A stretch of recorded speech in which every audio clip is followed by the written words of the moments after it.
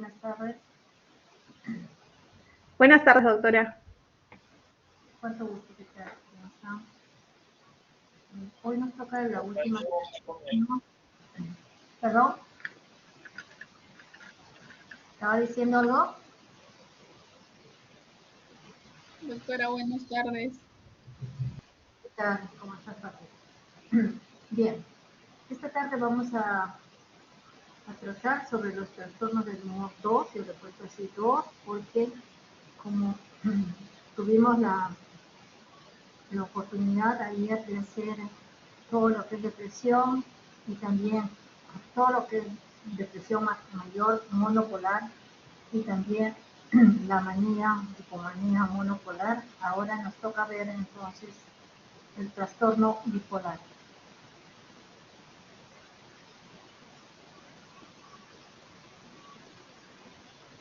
Se ve bien, ¿no? ¿Se ve bien? Sí, doctora. Ok. Perdón. Si Sí, no, doctora. avisan, por favor. De todas maneras voy a quitar la imagen para que me puedan escuchar mejor, ¿ya?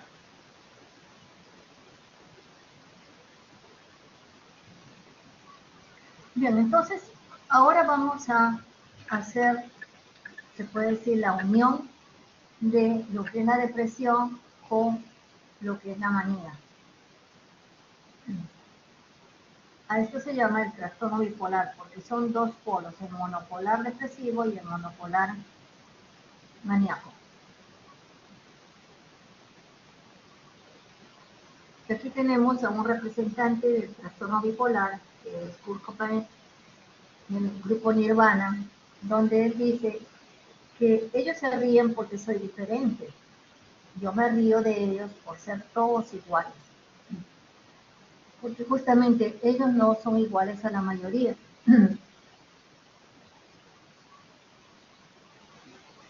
Y a veces llama la atención sus cambios de humor. Entonces vamos a ver con una gráfica lo que es esto. Si nosotros con esta diapositiva, disculpen, estoy un poco difónica, con esta diapositiva nos imaginamos una paralela. Aquí tenemos aquí como una línea lo que sería la espina. Y nos imaginamos una paralela acá,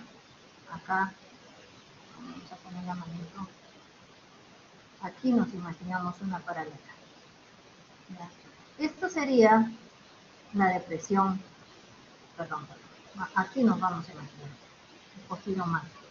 Acá donde está la primera curvita hacia abajo. Eso sería la depresión mayor, en este caso leve. Si nosotros nos olvidamos de ella y cogemos solamente estas dos crestas, tendríamos el maníaco, en este caso el hipománico monopolar. Y si nosotros ya juntamos todo esto que está acá antes del recuadro, tenemos depresión, hipomanía, un espacio donde está normal, entre comillas normal, otro espacio donde hay otra cresta, hacia arriba, otro espacio y una depresión. Después viene una depresión grave.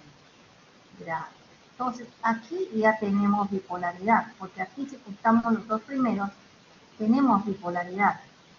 Si juntamos los dos segundos, tenemos bipolaridad. Si juntamos todo, tenemos bipolaridad. Están los dos polos hacia arriba y hacia abajo. Y aquí en este recuadro está mucho más claro la parte maníaca, la parte depresiva, otra vez una maníaca. Y los espacios donde se supone está la normalidad.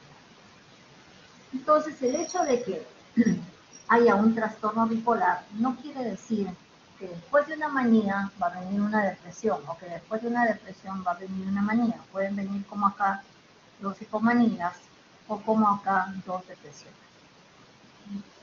Entonces, en el gráfico, ese es el trastorno bipolar, y este tipo de gráfico es lo que se hace cuando uno hace una historia clínica bien hecha, es hacerles una especie de línea de vida donde vamos a considerar desde la primera vez que se dio cuenta el paciente o la familia de estos altibajos. Y vamos señalando así por años. Supongamos en 1995, 1996, 99, el 2000, el 2010 y cosas así.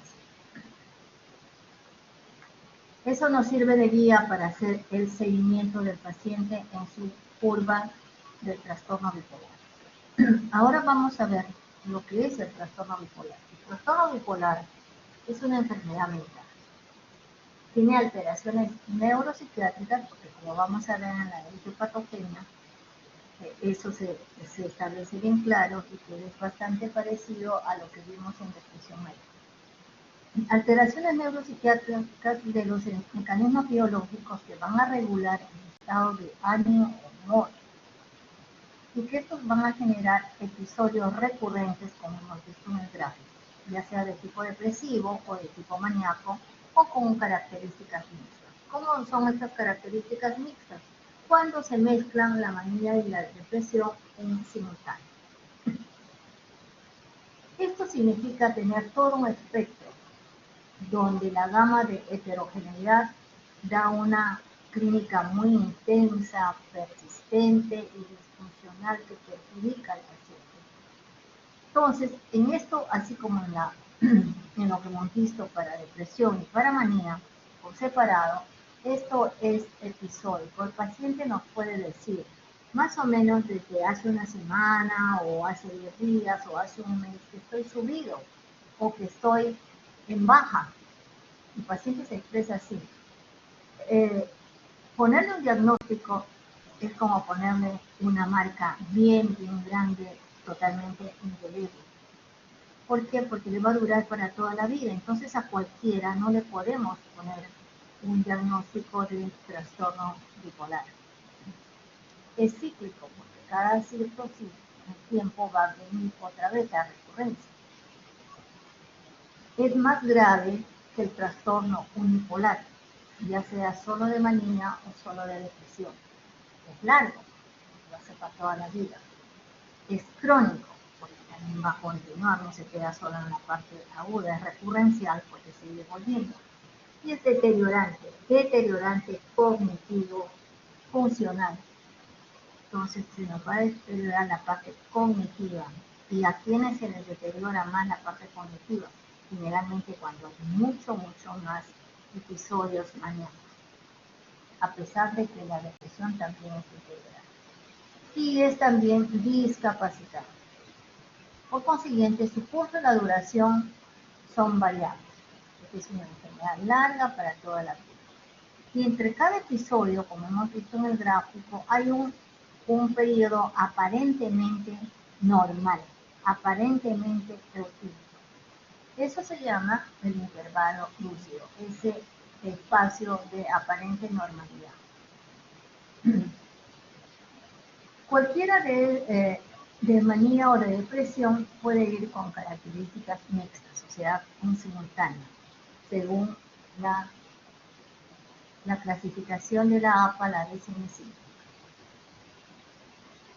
Ahora vamos a dar un viaje por la historia para que vean desde qué tiempo se conoce esta enfermedad. Así como la depresión se conoce desde tiempos inmemoriales, esto también. Fíjense, otra vez volvemos a poner a Hipócrates 4 siglos antes de Cristo, a Galeno un siglo antes de Cristo, y ambos coincidían que la melancolía era la depresión, ya, o que estaba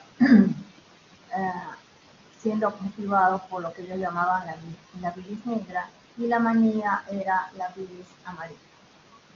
A lo largo del tiempo, ya siglos más, un poco más adelante, ya vamos a ver, pongamos a Sorano de peso, ya va poniéndolas por separado, pero mencionándolas casi en conjunto. ¿Y quién es bastante reconocido en cuanto al trastorno bipolar? Es Areteo de Capadocia.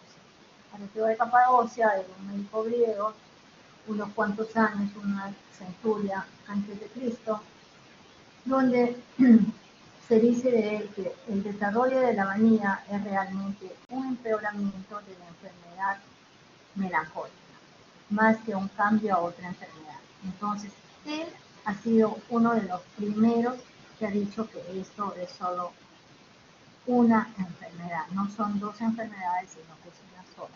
Fíjense a qué tiempo tan remoto se va a retroceder. Después viene Piquet, viene Palret, todos van haciendo una relación circular o de continuidad. Y recién en 1881 definen lo que es la hipomanía. ¿Y qué cosa es la hipomanía? Vendría a ser una especie de manía chiquita, ¿no? En el año 1882, otro estudioso, Calvin, ya va a enumerar los ciclos en base a la ciclotimia. Pero viene el famoso Kraepelin, el siglo pasado, en 1913, donde va a describir con mucho detalle la psicosis maníaco-depresiva. Él lo pone como psicosis maníaco-depresiva, como si todos los episodios fueran con psicosis, lo cual no es así. Sin embargo, la brillantez de su descripción es lo que hace más notorio a Kraepelin, y donde va a hacer incluso una diferenciación, un diagnóstico diferencial con esquizofrenia, llamada en esa época demencia precoz. Después vienen ya los otros, Leonard Hansi Ferris, van cambiando los nombres de bipolares a unipolares, de monopolar a bipolar. En 1960 se dan cuenta que cuando se usan antidepresivos se puede hacer el viraje a la manía. Entonces, ¿todas las personas harían un viraje a manía cuando toman antidepresivos? No, sino que hay personas que son más sensibles y esas son las que van a hacer el viraje. Y justamente ellos son los bipolares, porque si no los monopolares depresivos mayores, todos estarían virando a manía, y no es así. Seguimos en este viaje y llegamos ya a los años 80, un poco una década, o más de una década, 2 décadas, no sé cuánto, por lo menos de 10 a 15 años, en que antes de que ustedes nacieran, aparece el iraní Akizkar, donde va a hablar sobre el espectro bipolar, esa serie de variaciones de heterogeneidad que hay en cuanto a bipolar, que nos va a permitir un estudio más preciso, diría yo, en cuanto a lo que es la bipolaridad, porque no solo se puede encasillar en trastorno bipolar 1, trastorno bipolar 2 o ciclotimia, no solo se puede encasillar así. Y aquí no se elimina con su espectro bipolar. Después están ya las clasificaciones de la APA, como es la DSM-5 a partir del 2013, la CIE-10 vigente hasta ahora, que se supone debe cambiar a CIE-11 el próximo año, donde también no considera, ¿no? Entonces, esta es la larga evolución en la historia. ¿Y qué nos dice este iraní? Todo se comenzó de cuadrar. Que mientras exista un temperamento hipertímico, o sea, que mientras exista un temperamento hacia arriba en el eje de coordenadas, no representa una mayor patología, no patología alguna. Al desarrollarse la depresión clínica en individuos como este, recién se puede sugerir que está dentro del espectro bipolar. O sea, él nos habla que habiendo hipertimia, la depresión va a llegar y se va a dar lo que se considera espectro bipolar. Y les voy a presentar acá, solamente para su cultura, el espectro bipolar. No se suele utilizar en el común de las consultas, pero cuando uno quiere calificar mejor, puede utilizar este espectro, porque va, imagínense, del bipolar medio al 1, al 1,5 y así, con mucho detalle, precisando cuál es cuál. Entonces, esto la gran mayoría no lo utiliza. Pero, ¿qué se puede decir? Entre episodio y episodio, ya sean episodios maníacos o episodios depresivos, ese espacio lúcido, ese intervalo lúcido, es de total eutimia. Los pacientes están con una remisión, como se dice, que es remisión 100% cero síntomas. ¿Es así? ¿Se piensa así? ¿Que este intervalo lúcido es totalmente sin síntomas? Los estudiosos se preguntaban, ¿es esta una enfermedad apática? O sea, solamente episodio acá, se limpia y viene otro episodio, ¿es así? ¿Y qué es lo que comenzaron a ver, no?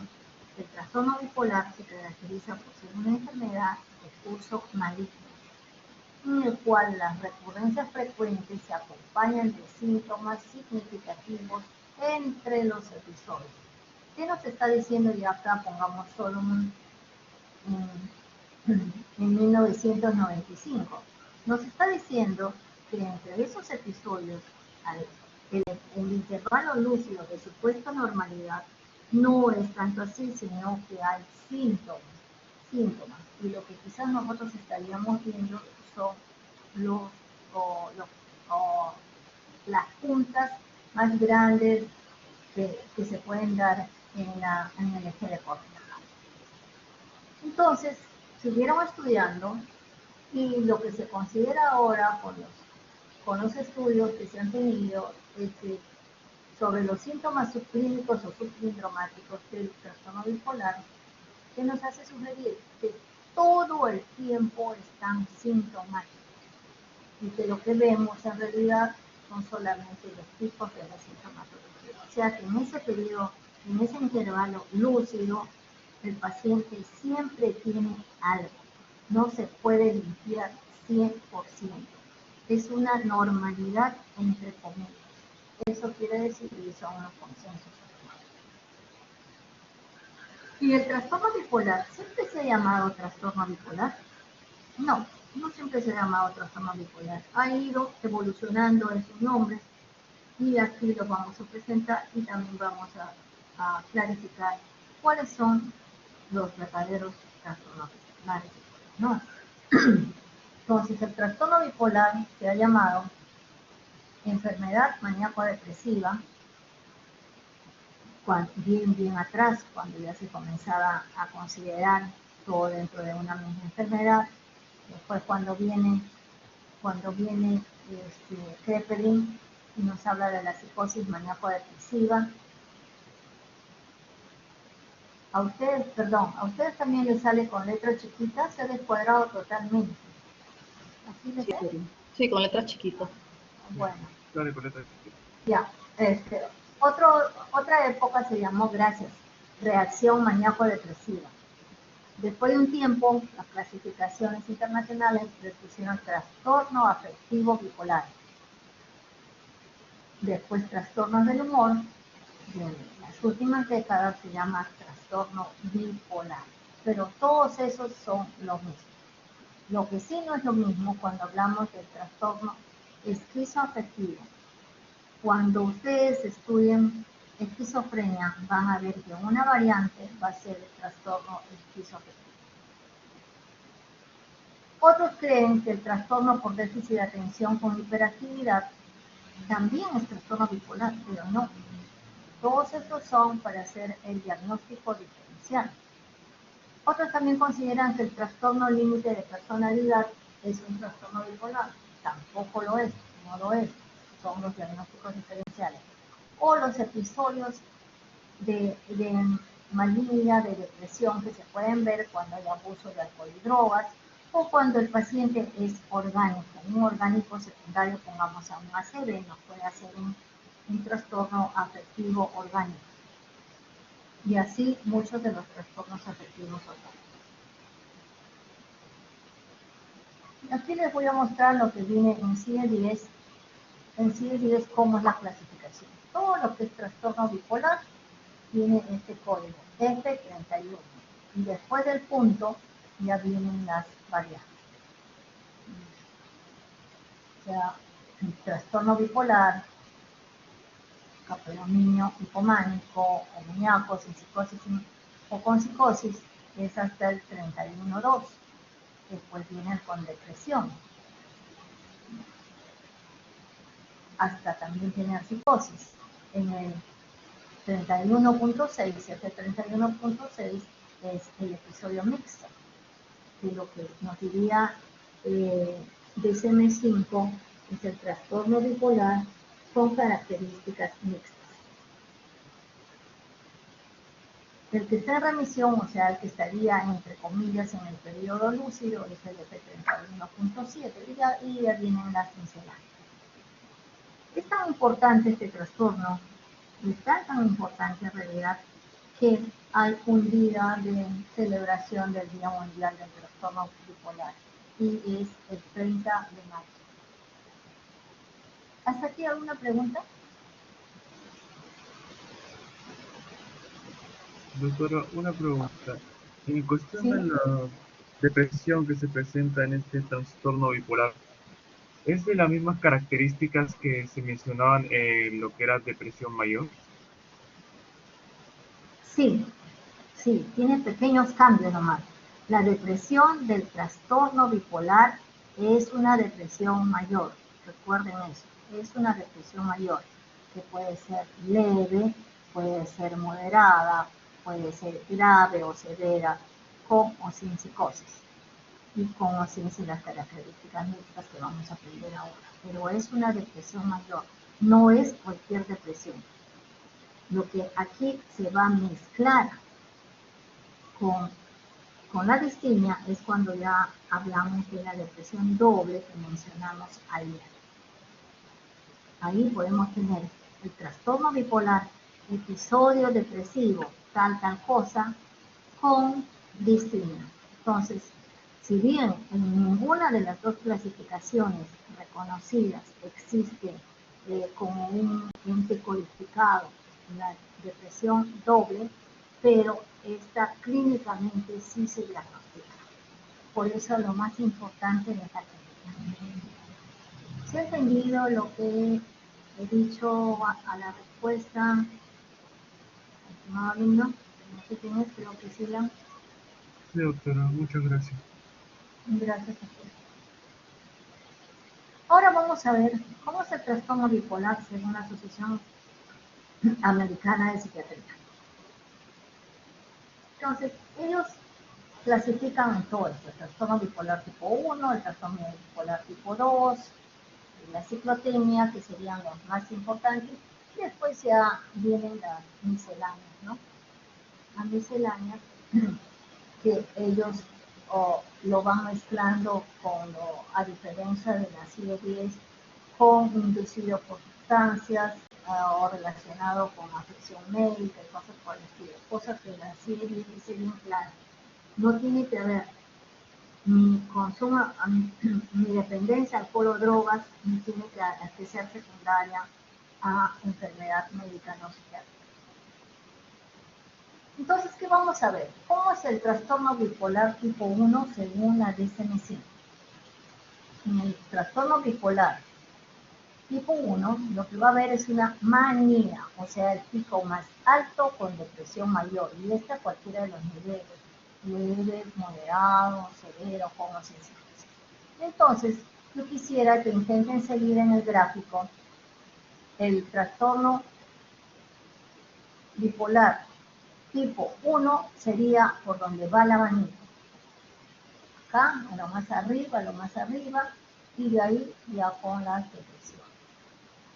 Ese es el tipo 1. El tipo 2 es hipomanía, la no manía, es hipomanía con cualquiera de esas depresiones, cualquiera de los niveles de la depresión. Entonces, seguimos con la manito, viene solamente hasta la línea punteada y baja.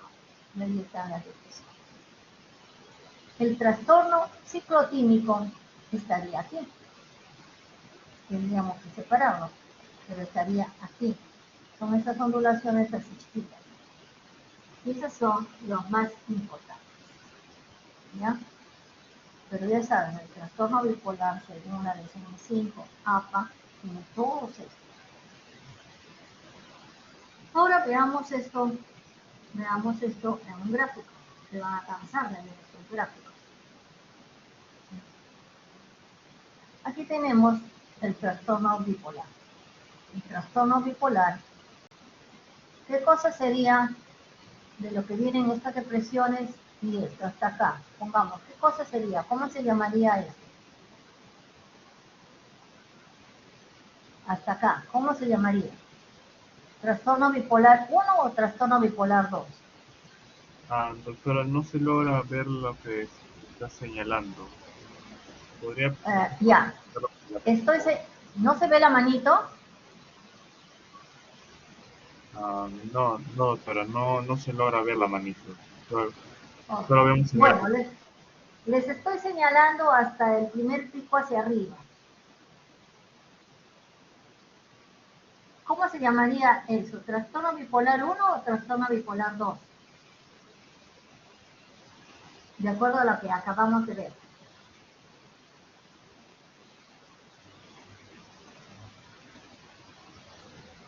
Sería el 2 porque hay un pico más alto que sería el segundo que le sigue. ¿Ya? Sería el 2 porque solamente llega hasta hipomanía. Tenemos las depresiones y tenemos esto hasta hipomanía. Entonces, la primera parte sería el trastorno bipolar 2. Si nosotros cogemos, después de ese bipolar 2, cogemos la depresión grandota y la otra, el otro pico grandote, ¿cómo se llamaría?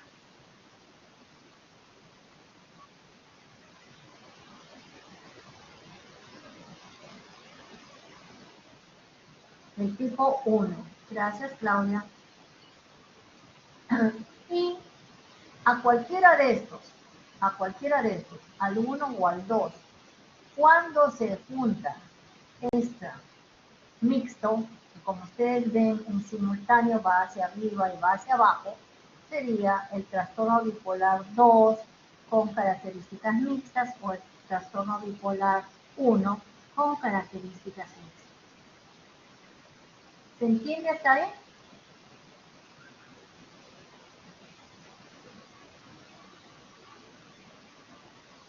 ¿Alguien puede contestar?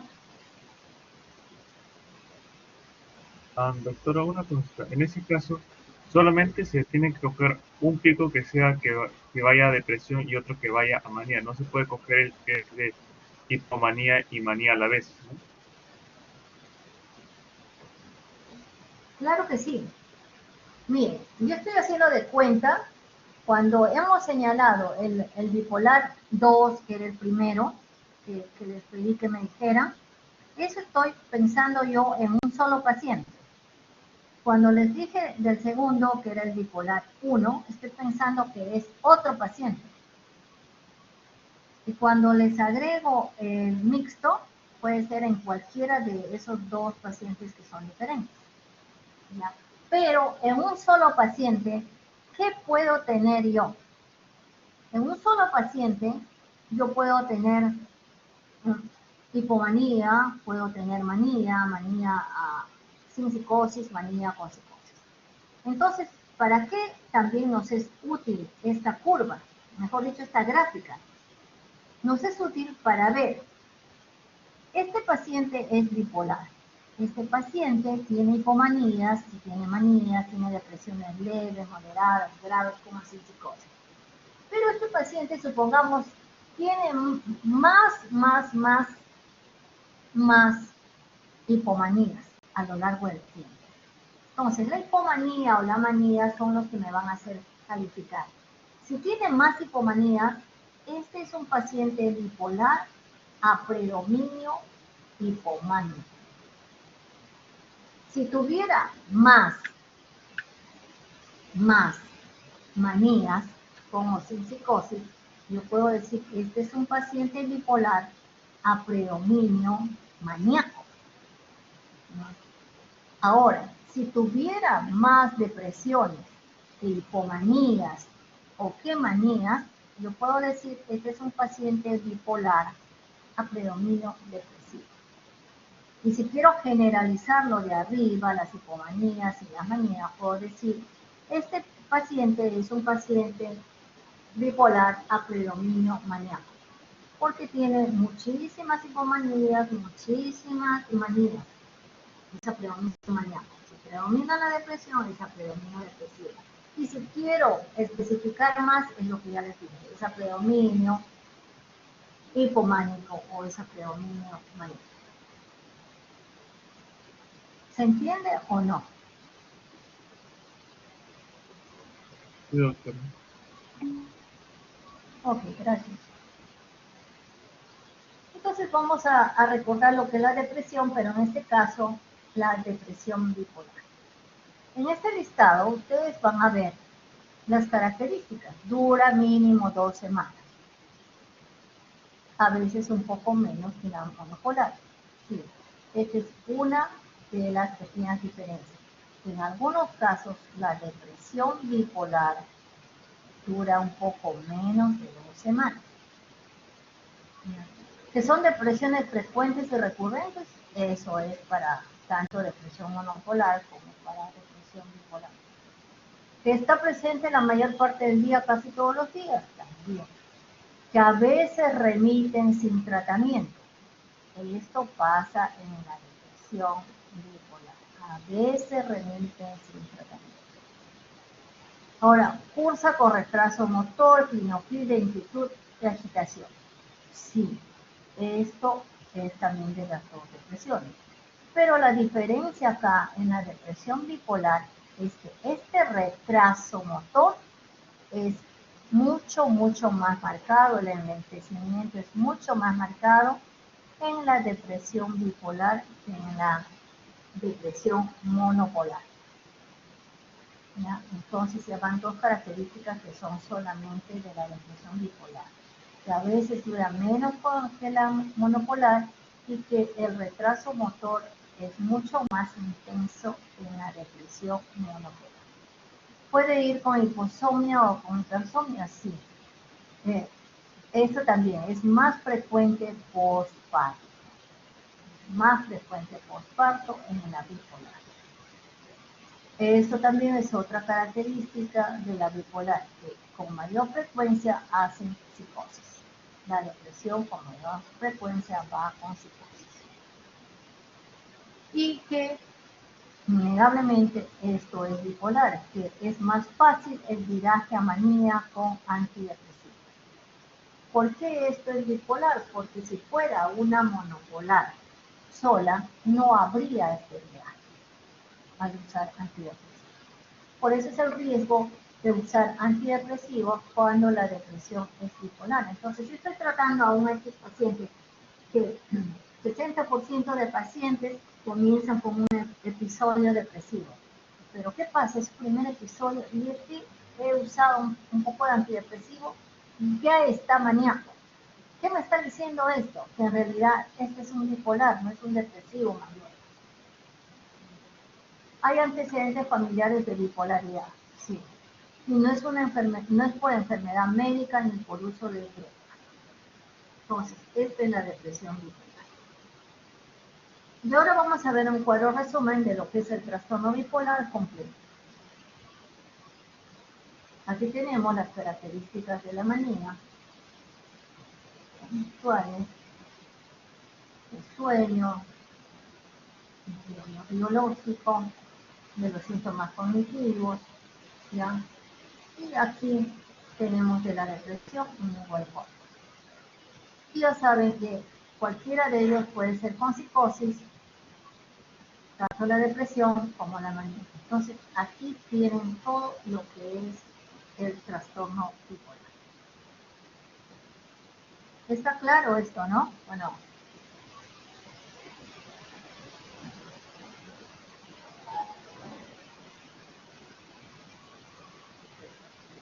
Y aquí tenemos los episodios más destacados, como son el maníaco y el depresivo. Y aquí tenemos el mixto, tanto para manía como para depresión. Entonces, según la APA, según la clasificación del CM5, los dos, tanto el maníaco como el depresivo, tienen especificadores de características mixtas.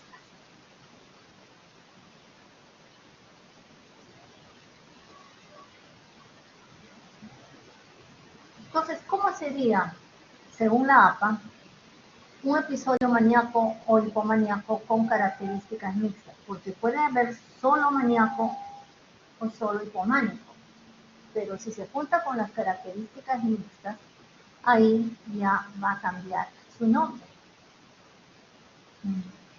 El episodio maníaco o hipomaníaco, cuando se junta con esto, se va a llamar hipomanía disfórica, por las características mixtas. ¿Ya? O sea, ¿cuál es lo que se da? Que en simultáneo va a haber lo depresivo y va a haber lo maníaco o lo hipománico en simultáneo. ¿Y qué es lo que les caracteriza a ellos, aparte de la simultaneidad de la coexistencia? El riesgo suicida. Son tres cosas: la coexistencia de síntomas, la gravedad con riesgo suicida y, por sobre todo, que no van a responder al líquido y donde también va a haber el deterioro. Son cuatro cosas. Ahora, todos los que tienen características mixtas, como tienen alto riesgo suicida, van a requerir hospitalización. Es un riesgo tener a un paciente con características o especificaciones mixtas y no hospitalizarlo, porque en cualquier momento entre esa simultaneidad, esa coexistencia, maníaco o hipománico, y la depresión hace que haya un quiebre tal que ahí les viene la angustia suicida y se pueden matar. Entonces, a estos pacientes, ¿cómo los vamos a tratar? Los vamos a tratar con eutimizantes, sí, con eutimizantes. Pero el eutimizante no puede ser el litio porque no responden bien al litio. Entonces, el eutimizante va a ser el ácido valproico o valproato de sodio y antipsicóticos. Eso es lo que vamos a hacer en este caso. Y se va a llamar hipomanía disfórica. El diagnóstico diferencial es igual en ambos y los 40% van a presentar estos episodios con características mixtas y no van a ser debidamente diagnosticados, van a ser subdiagnosticados. Aquí está la otra parejita, en este caso ya no se llama hipomanía disfórica o manía disfórica, sino la depresión agitada.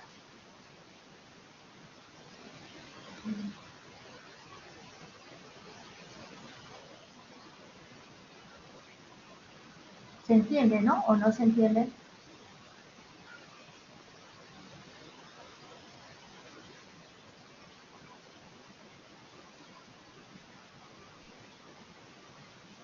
Yo les agradecería que por lo menos... Sí, doctora. Gracias, muchas gracias. Entonces aquí vemos, porque hemos puesto esta curvita, que esta curvita es válida para los dos, por el riesgo suicida. Esto es muy, muy peligroso. A partir de este momento donde estamos viendo los mixtos, y en adelante con los ciclajes rápidos y ultra rápidos, comparten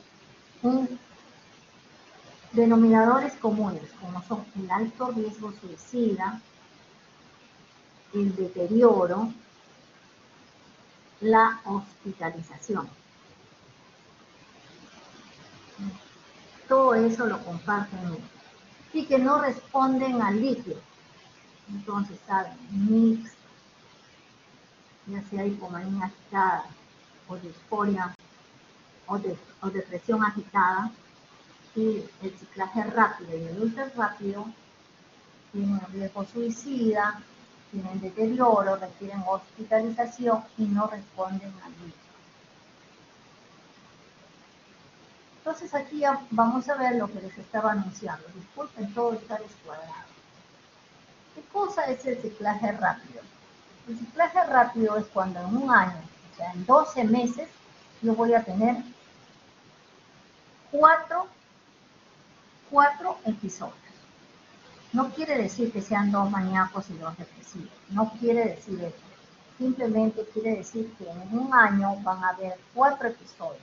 Puede ser igual que acá, un maníaco, un hipománico y un depresivo y un maníaco así, o pueden ser Puede ser un maníaco y 3 depresivos. O pueden ser 3 maníacos o 3 hipománicos y un depresivo. Pero la cuestión es que haya 4 en un año. Entonces, si hay 4 en un año, la eutimia, ese periodo aparentemente libre de síntomas, ese periodo rara vez va a existir. Y fíjense que hay pacientes así, que son cicladores rápidos. Ya, casi han salido hace 1 o 2 semanas de uno, están entrando a otro. Entonces, ¿qué vida es esa? Y el predominio es en mujeres. Felizmente la mayoría son tardíos, mayores de 35 años. Aunque 35 años no es tan tardío, ¿no? Y todo esto se ve favorecido por patología tiroidea. No estoy diciendo que es secundaria enfermedad tiroidea, no, de ninguna manera, sino que cuando hay enfermedad tiroidea, este es un bipolar ya diagnosticado y después le comenzó la enfermedad tiroidea y este paciente es más hacia hipertiroidismo, me va a tener más maníacos y quizás mucho más seguido. O si es al hipotiroidismo, va a tener más depresiones. Igualito va a pasar en épocas de menopausia, con la epilepsia del lóbulo temporal, con el uso de drogas, porque va a desencadenar estos episodios. No son secundarios, pero sí los pueden desencadenar. Y hay una alta comorbilidad con patología psiquiátrica y trastornos de personalidad. Y aquí les he recalcado esto de que es resistente al litio, o sea que no vamos a usar litio. Pero si aquí nos podríamos asombrar de que está casi un año sin eutimia, imagínense en el ultra rápido o en el ultradiano. Esto ya es como una montaña rusa, sale de uno entre otro, sale de uno entre otro, tiene las características mixtas. Y ahí ya no solo va a haber el alto riesgo suicida, sino que va a haber angustia suicida. Angustia suicida porque en un mismo día, en cuestión de minutos o de horas, va a ciclar. Y es el más resistente, el más refractario al tratamiento. Todos estos se tienen que hospitalizar, pero felizmente no son tan frecuentes. Si acá pongamos en cualquiera de estos, si yo estoy viendo que está deprimido, está tan severamente deprimido, tengo yo que darle antidepresivos. Si es que soy de la escuela de los antidepresivos, no señores, por favor, ni en los que tengan características mixtas, ni en los ultra rápidos, ni en los rápidos se debe dar antidepresivos. ¿Por qué? Porque se agrava. No nos vamos a olvidar, como vamos a ver más adelante y también en su clase de antidepresivos, que los antidepresivos comienzan a actuar en algunos casos a las 2 semanas y en otros casos a la tercera o cuarta semana. Entonces, este paciente ha entrado, ha salido y ¿qué pasa? Después comienza una manía terrible que no para y es porque ha comenzado a darse el efecto del antidepresivo. Entonces, disculpen, pero así lo único que hacemos es fregamos al paciente. Por eso manejar los bipolares en realidad es bastante difícil y hay que tener bastante experiencia. Hay que verlos a montones para darse cuenta uno cuán diferentes son.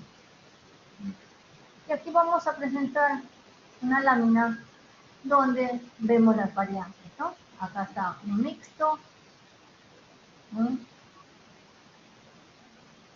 No, perdón, esta es la eutimia, perdón, estoy hablando mal. Acá tenemos manía, entre comillas, eutimia, depresión. Acá esta depresión se sigue con un mixto, acá comienza con depresión y aquí están los ciclajes rápidos. Fíjense, los ciclajes rápidos pueden ser mucho más rápidos. Entonces, esta es una lámina resumen de todo lo que hemos dicho. ¿Y cómo sería el ciclotímico? El ciclotímico del que nos planteaba la DSM-5, la APA. El ciclotímico años A, en las otras clasificaciones, se consideraba como un trastorno de personalidad. Y va a ser en bipolaridad el equivalente a la distimia que se ve en depresión. ¿Por qué va a ser el equivalente? Porque también va a ser persistente, o sea, va a ser constante por lo menos 2 años. Y no va a ser una depresión leve. La ciclotimia es con depresión leve, con hipomanía. Pero el ciclotímico, perdón, estoy sin, perdón, el ciclotímico va a tener 2 años con depresión moderada, pero que no llega a todos los criterios de la depresión mayor. Va a estar ahí, como que es mayor y no es mayor, pero está ahí permanente. Es un tipo también o muy alegre o muy amargado. Sus síntomas hipománicos son mínimos, entonces esto está oscilando. Es como lo que veíamos ahí, está una ondita, como las olitas del mar. Esto es así. Fíjense que también se pueden dar en niños. En los niños, para poder hacer un diagnóstico de ciclotimia, tiene que durar más o menos un año. Igualito que distinto. Y estos rara vez llegan a 2 meses en sí. Los solían llamar también como que eran así de esos que llamaban la atención, que solían generar miedo, que estaban disfrazados, cosas por eso, como que si estuvieran simulando, pero no es así, ellos lo viven, ellos lo sienten. Perdón. ¿Hasta aquí alguna pregunta?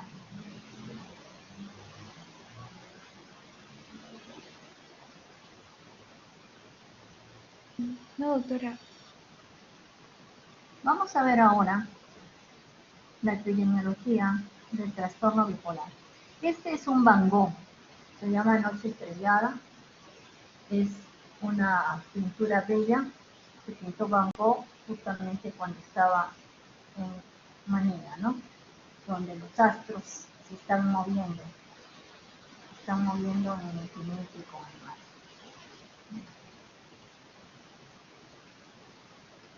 La prevalencia varía mucho y lo que se acepta hasta ahora es que es 2.4% a lo largo de la vida. Pero también varía de acuerdo a las estadísticas, ¿no?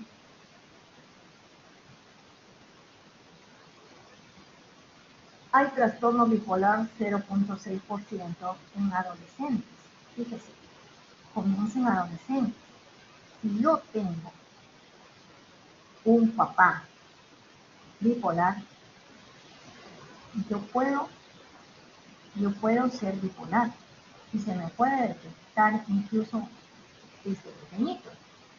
Conozco a una familia donde yo trato al que vendría a ser el abuelo de esta niña, que ya no es tan niña, ya tiene 16 años. Yo conocí al señor cuando murió su papá, o sea, conocí al abuelo cuando murió el papá del abuelo. Me enteré que el abuelo era bipolar y conocí acá al doctor, que es un bipolar terrible, que ha hecho todos los episodios habidos y por haber, que ha hecho intentos suicidas y suicidio frustro, que ha estado en coma casi 3 meses y salió del coma y volvió a trabajar como médico, gracias a la esposa que tiene. Y este señor tiene 2 hijos, hombre y mujer. El hombre es, entre comillas, sano, hasta la fecha, sano psiquiátrico. ¿Ya? Pero a la hija la conocí cuando era adolescente. La conocí cuando estaba en el colegio y donde yo fui su primera médico. Cuando, bueno, yo la conocí y no tenía la enfermedad supuestamente, pero yo sabía cómo era la enfermedad del papá. Y la chica vendía estos Avon, Ésica, esas cosas. Entonces nos conoció en su colegio, en una piscina, el colegio de mi hija, no, y nos mandaban a la piscina de ellos para el equipo de natación. Fuimos, me llamó la atención su hipersociabilidad y me llamó mucho más la atención que al siguiente día yo estaba en mi día libre y ella se apareció en mi casa a venderme sus productos. Me habló sin parar más de una hora. Yo ya no la aguantaba y tenía que hacer, Dios mío, hasta que le dije, mira, te voy a dar la dirección de mi hermana, que ella te va a comprar. Y se fue. Y a mi hermana también le vendió otro montón y así vendía todo el día. Era una vendedora. Entonces yo le pregunté a la mamá cómo la veía, ¿no? Porque le dije, ¿sabe qué? Dices, maniaquita. Y la mamá que es enfermera me dijo, no, doctora, eso no, por favor. Ella no es maníaca. Sí, le digo, aunque usted diga que no, yo la veo maníaca y habría que estar viendo para iniciar tratamiento. Uy, ella es la número uno, todos estos años número uno, ella es la líder, ella es la que organiza aquí, les ayuda a las monchitas, Escucha, Liz era así. Y resulta que al fin de año, no sé si en los colegios de ustedes es así, pero en estos colegios de monjas festejan, pues y hacen talleres, hacen quincanas, cosas así, tómbolas. Y ella organizaba, y al final organizaron una velada musical, teatral musical. Y ella lo organizó. Y ella acababa de estar con un chico como un mes y medio. Y resulta que, ¿qué pasaría entre ellos? No sé en verdad. Pero la cuestión es que yo no lo sabía hasta que sucedió, ¿no? Y resulta que no pude ir a la velada que me invitaron. ¿No? Y en la velada, ella era la presentadora, y la presentadora se robó el show, salía en cualquier momento, al final se estimuló a cantar, a bailar, se paró en una mesa que había hecho llevar ese momento. El colegio de la velada era una algarabía terrible, que las monjitas se asustaron. Entonces ya, se dio por terminado todo. Y la mamá, pues, no sé cómo logró llevarla a la casa, porque ella no quería, y quería que todos arreglaran, que limpiaran, que todo esto, ¿no? Y comenzó a gritar a la noche. La mamá la sacó, me llevó a la casa. Total que esa madrugada la mamá me llamó. Y Liz estaba imparable. Y entonces yo le dije, bueno, en su casa tiene tal y tal medicación, dele. Chanque las pastillas, muélalas y dele a tomar. Y como usted es enfermera, tiene tal cosa, inyéctela, póngale endovenoso, póngale si no se deja, doctor, que no sé cómo va a ser ella, pero ahí debe estar el hermano, como sea, que la ponga. Y eso se hizo. Bueno, durmió, y yo pensé, ya esto pasó, pues. Y la mamá me llama 3, 4 días después, y me dice, debe haber pasado algo con su enamorado, pero Liz está deprimidísima. Deprimida, ella es una chica súper limpia, no ha ido al colegio, no ha hecho, está deprimida, tirada en la cama, no quiere comer. Y se la pasa durmiendo. Entonces, todo eso a mí me corroboraba que esta chica era bipolar. Pasó eso, yo la he seguido viendo al papá. Y bueno, la chica es bipolar. Se casó,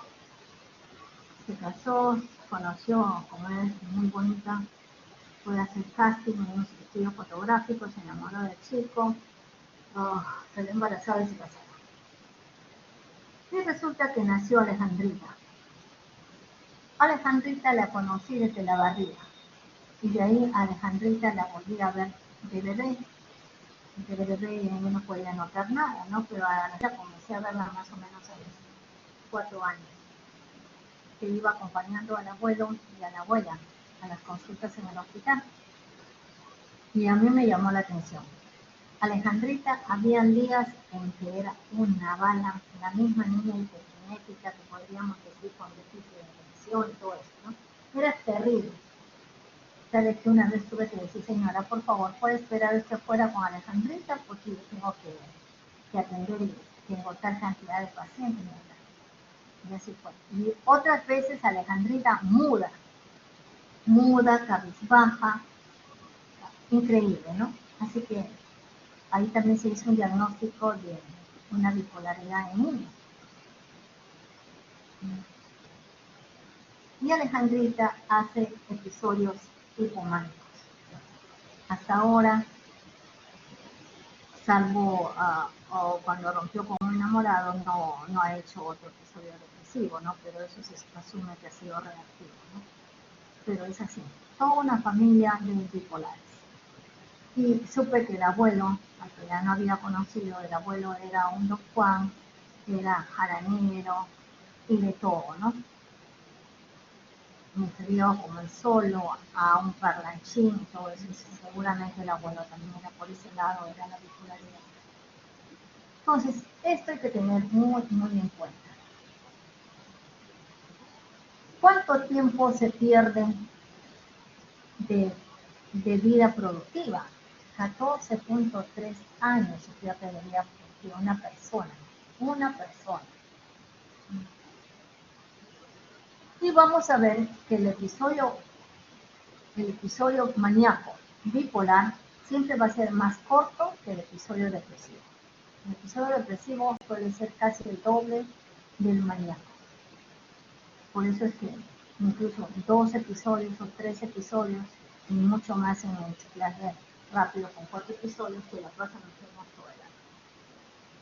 El trastorno bipolar es grave por el riesgo suicida, 15%. Los pronósticos, el pronóstico del trastorno bipolar por enfermedad es malo, pero los que en realidad son malos son los mixtos, los cicladores rápidos y los filtros rápidos. ¿Hay deterioro? Sí, hay deterioro cognitivo discapacitante y el deterioro laboral, social y familiar. ¿Por qué laboral? Porque hemos visto el absentismo, en caso de la depresión, sobre todo eso, por el incumplimiento, el no tener conciencia de enfermedad, el abandono de los trabajos, una serie de cosas que presentan los maníacos, que no tienen conciencia, el intrusismo en las relaciones sociales, en las relaciones familiares, llegan a tener N. ¿Qué más tenemos acá en cuanto a la etiopatogenia? La etiopatogenia van a ver que es bastante parecida a lo que hemos visto en depresión. Es multifactorial a nivel genético, por poligenicidad, por los factores biológicos, la multifactorialidad, la genética, lo biológico, donde están los neurotransmisores que estamos viendo. Acá cobran mucha mayor importancia el GABA y los neuropéptidos, cuando es en manía. La alteración del eje hipotálamo hipofisio adrenal es otro factor, el factor hormonal, el descenso de los estrógenos en el posparto en las mujeres. El otro factor, el anátomo patológico y funcional, con la hipofrontalidad, la alteración de los lóbulos temporales, la neurodegeneración que se viene y que nos va a dar el deterioro cognitivo, la comorbilidad. La comorbilidad es frecuentísima en el trastorno bipolar. Hemos visto la comorbilidad en la depresión, así también es acá. El uso de drogas, especialmente en los maníacos que incluso van a utilizar anabólicos cuando están así maníacos. Los factores ambientales, los psicoestresores. Entonces lo que vamos a ver, fíjense, es una base genética, una base hormonal, una base neuroanatómica y lo que vendría a ser el ambiente con los estresores. Entonces todo esto lo tenemos en el trastorno bipolar. Si ya en la depresión mayor esto era aparatoso, acá es mucho más aparatoso. Entonces, ¿qué vamos a ver? Pongamos en neuroimágenes, la hipofunción frontal, el hipocampo chiquito, la hiperactividad de la amígdala cereberosa, la poca conectividad entre las regiones del cerebro, se va perdiendo conectividad interneuronal. ¿Y qué es lo que vamos a tener acá? Miren las imágenes que se ven. Hemos visto una imagen normal en depresión. Estaba iluminadito, pero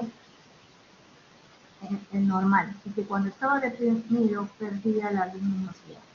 En cambio, cuando está maníaco, todo eso aumenta.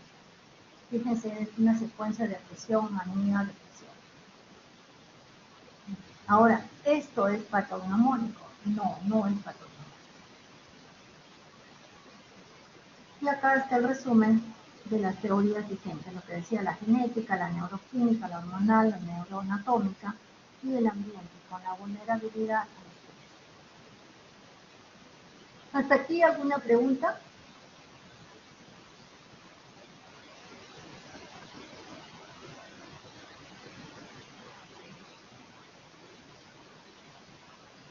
Bueno, Doctora, sí.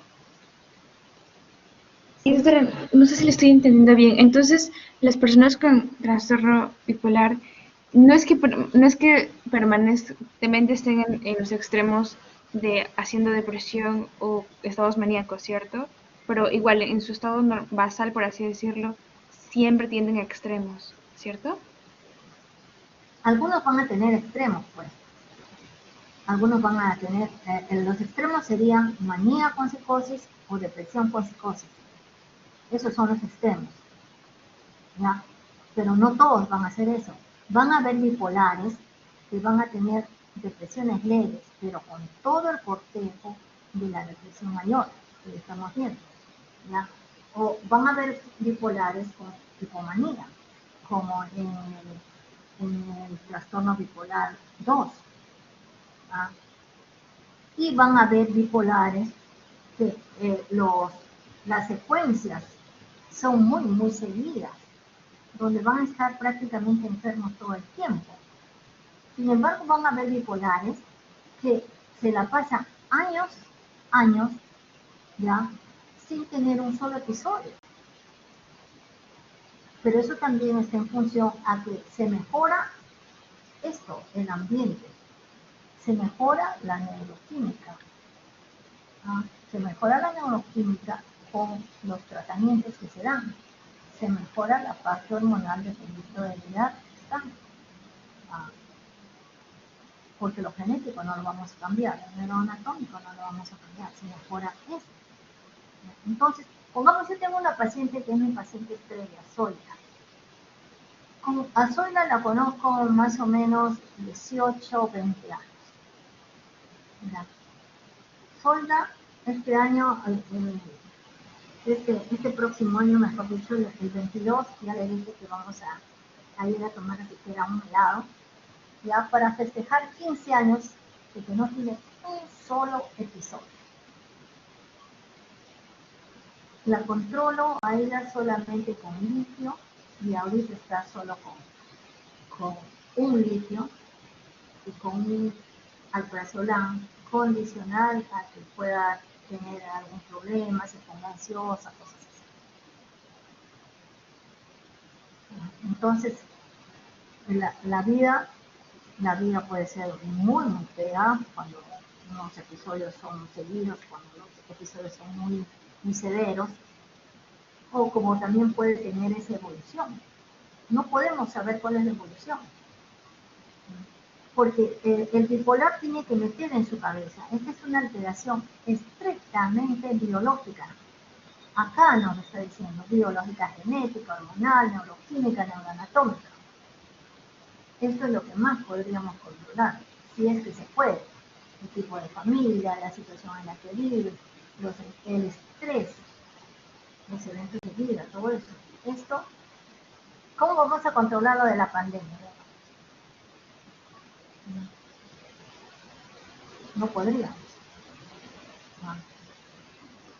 Entonces, muchas cosas van a depender de que un bipolar puede estar bien. El bipolar tiene que estar toda su vida con medicación. Y yo les digo que como ya le he dicho que el próximo año vamos a probar a intentar quitar el litio y dejarla con su personal condicional. Para ver, ¿no? Pero pongamos, Zoila es una paciente asegurada y que la controlo cada 3 meses. se sienta bien o no se sienta bien, ella saca cita. Ella sabe que eso es así, una asistencia religiosa. Porque tiene que estar bien controlado. Y eso se logra, se logra. Los bipolares son personas muy productivas. Ya lo vamos a ver. Entonces no es que todo el tiempo van a estar pegados. No, no. Y pongamos a un bipolar, yo trato de que esté con un nivel un poquito cercano a lo que se podría decir, un poquito hipománico. ¿Para qué? Para que sea más productivo, para que tenga buenas relaciones interpersonales, pero le voy guiando. Con la psicoeducación no educo a la familia, lo educo al paciente. Ahora, no todos los pacientes asimilan lo que se les dice. No tienen conciencia de enfermedad, muchísimos. La conciencia de enfermedad les viene cuando están deprimidos y de ahí se les va. Porque cuando están maníacos no se dan cuenta. No sé si he contestado su pregunta.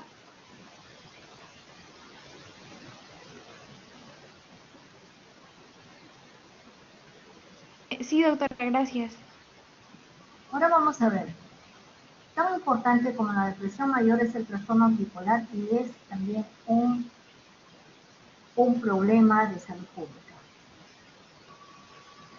Y es un problema de salud pública porque es una enfermedad crónica, de por vida, cíclica. 60 millones de personas en todo el mundo tienen trastorno bipolar, al menos hasta las estadísticas que se logra sacar de OMS.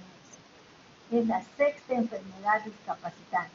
Fíjense, entre los 6 primeros puestos, las enfermedades mentales se van de robo, porque entre las discapacitantes, el primer lugar es para la depresión mayor, y el sexto lugar es para el trastorno bipolar.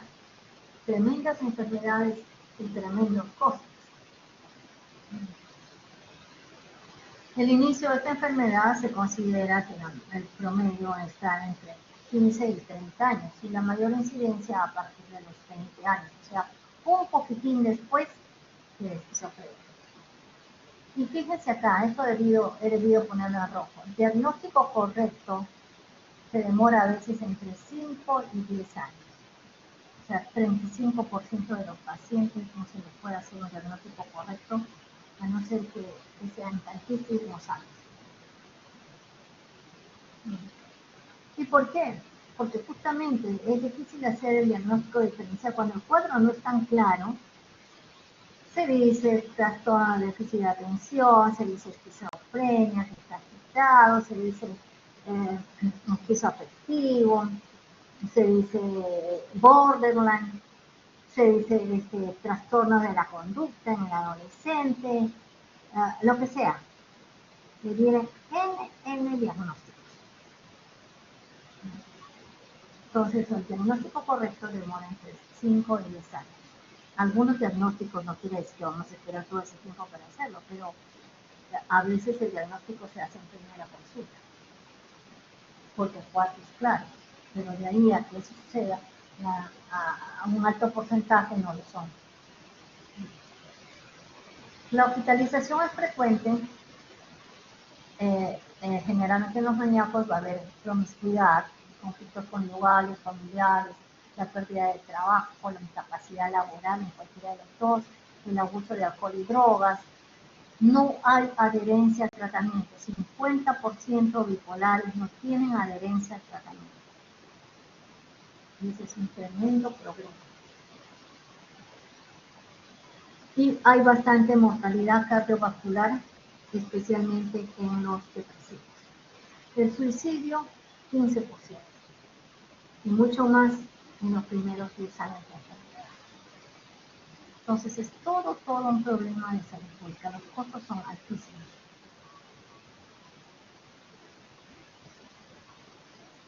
¿Qué tenemos acá?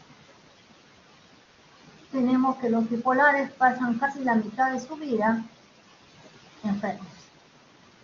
Y dentro de los enfermos, por sobre todo, están deprimidos. Fíjense, tenemos este país.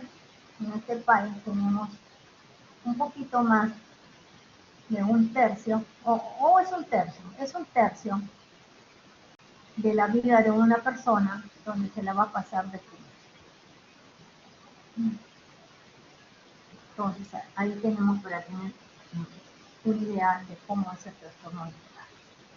Y aquí les voy a mostrar, así muy de pasadita, personas que muchos conocerán y otros que quisiera que los ubiquen, para que se puedan dar cuenta que el trastorno bipolar está también para cualquiera. Y hay estudios, pongamos, hay un bonito curso de locura y genialidad en Intramed, que lo pueden seguir todavía porque está abierto hasta diciembre.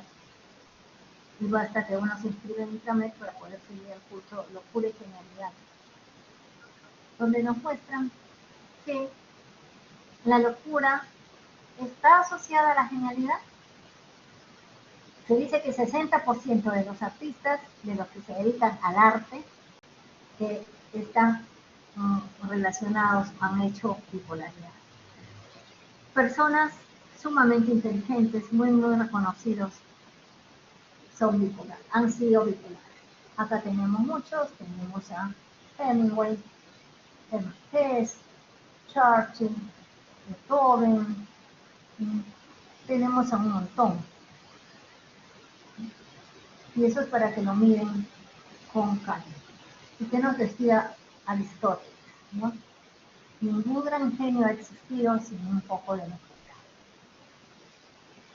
Aristóteles, imagínense, años antes de Cristo. Acá hay otros, el Gran Van Gogh, y hay muchos. Ahora, el trastorno bipolar tiene alta comorbilidad, tanto psiquiátrica como no psiquiátrica. Entre las psiquiátricas están, pues, especialmente los trastornos de personalidad. Entonces, el trastorno bipolar y la comorbilidad van muy, muy de la mano.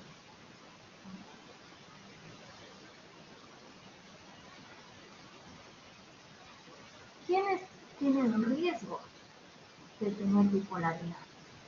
¿En quiénes vamos a encontrar? Cuando tenemos personas deprimidas utilizando antidepresivos y que nos hagan hipomanía, eso ya nos dice que es bipolar. Cuando los cuadros comienzan tempranamente, antes de los 25 años, vamos en el caso de Alejandrita, ¿no? En la etapa puerperal o femenina, en las puérperas, en el postparto, ahí uno se va dando cuenta. Cuando esa depresión es con hipersomnia, con retardo psicomotor, como nos dicen las características de la depresión bipolar. Cuando hay familia con trastorno bipolar, hay que estar pensando que puede ser bipolar.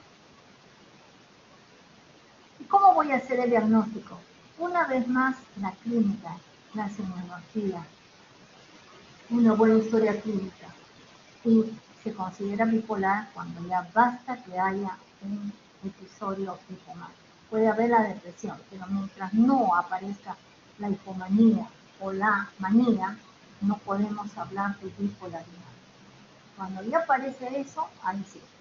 ¿Tenemos exámenes auxiliares? Sí, exactamente, auxiliares, porque todo lo hace la clínica. Escala Brillán, que todos saben, estudios científicos internacionales, después la de Manchester, la de Beagle, la del inventario de Beck, la escala de Montgomery-Åsberg. Hay muchos en realidad. ¿Qué tendríamos que tener como retos en el trastorno bipolar? Un reto es que nos apuremos a hacer mejores diagnósticos, que podamos hacer mejores diagnósticos, no retrasarnos tanto, 5 a 10 años, que podamos prevenir la disfunción cognitiva. No se concentran, la memoria disminuye, su agudeza, su habilidad mental disminuye, no pueden tomar decisiones, a veces se encuentran un poco confundidos, y eso genera una falta de adaptación social. Y un reto también es poder intervenir tempranamente. poder tener servicios con recursos, con personal, no solamente especializado, sino personal con experiencia para poder hacer estos diagnósticos y tratamientos.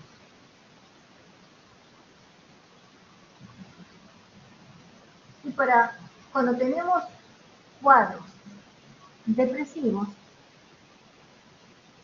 no tenemos que olvidarnos, vamos para evitar errores, no tenemos que olvidarnos de buscar manía o hipomanía. Alguna vez, ¿cómo ha sido en el colegio? ¿Cómo era de niño? Era muy sociable, era un poco agresivo, ¿cómo era? ¿Cómo se comportaba? Era muy palomilla, ¿cómo era?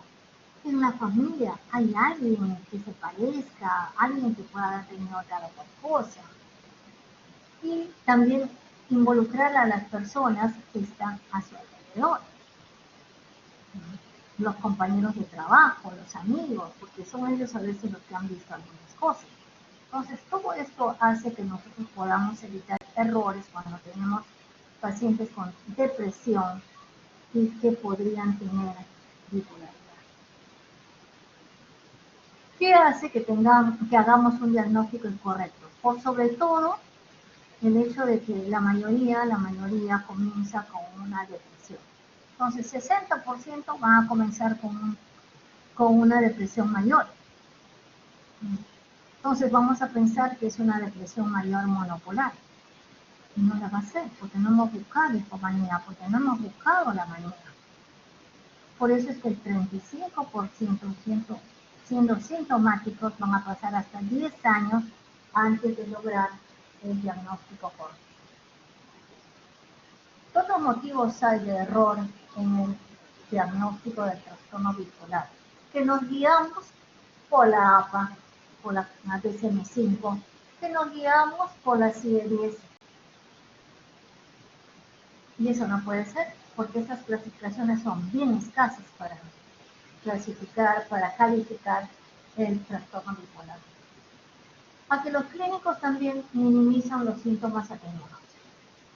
Digamos, este colega que yo les contaba ayer, que les contaba con esto de hipomanía, es colega, es médico, no tiene conciencia de enfermedad. Y los otros colegas dicen, ay no, Raquel, tú eres exagerada, como tú estás acostumbrada a trabajar en el programa, entonces ya lo ves así. Pero ¿cómo le digo? Fíjate, está ahí que no tiene distraibilidad, tiene una serie de cosas, no tiene déficit de atención, no lo tiene. ¿Ah? Es así. Entonces no podemos minimizar. Después dicen que como son hipománicos, entonces están generalmente contentitos, no tienen mayor sufrimiento. Están bien, que sean así, pero eso nos va deteriorando, no nos olvidemos el deterioro cognitivo, y que se da más en los hipománicos. Y además, los hipománicos y los maníacos son más aceptados. Uno se acerca con más facilidad a un chistosito, intrometido, cuando no es así de martillado ni nada, pero se acerca más que a un depresivo. El depresivo nos baja las pilas. Entonces, todo eso nos induce al error en el diagnóstico del trastorno bipolar. Entonces, por todo eso es que el trastorno bipolar es frecuentemente mal diagnosticado. Y mal diagnosticado donde se pueden confundir todas estas patologías. La depresión, la ansiedad, la esquizofrenia, los trastornos de personalidad, los clústeres B, el abuso de alcohol. Y este es por el estudio de la NMDA. Esto no es un invento. Entonces, con todas estas cosas, tenemos que saber la clínica para poder hacer el diagnóstico diferencial. Y si se fijan bien, este diagnóstico diferencial está bastante difícil, porque miren cuántas patologías tenemos que considerar. La depresión monopolar o unipolar, la esquizofrenia, los trastornos orgánicos, los trastornos de personalidad, el consumo de alcohol y drogas, especialmente de drogas no alcohólicas, el trastorno de déficit de atención con hiperactividad. Entonces, Todo esto tenemos que tener en cuenta. Y vamos a ver algunas cositas que puedan ser importantes para el diagnóstico diferencial. En el diagnóstico diferencial pongamos entre la depresión bipolar y unipolar. Las dos tienen base genética. Entonces las dos van a tener historia familiar. Pero una va a tener de bipolar y el otro de unipolar. Estoy comenzando de abajo. La depresión bipolar es más llamado hacia el consumo de sustancias. El unipolar no tanto. En la depresión bipolar va a haber historia de hipomanía o de manía. En la depresión monopolar, la depresión mayor monopolar no puede haber, porque es monopolar, uno solo. En la depresión bipolar vamos a tener la ciclotimia.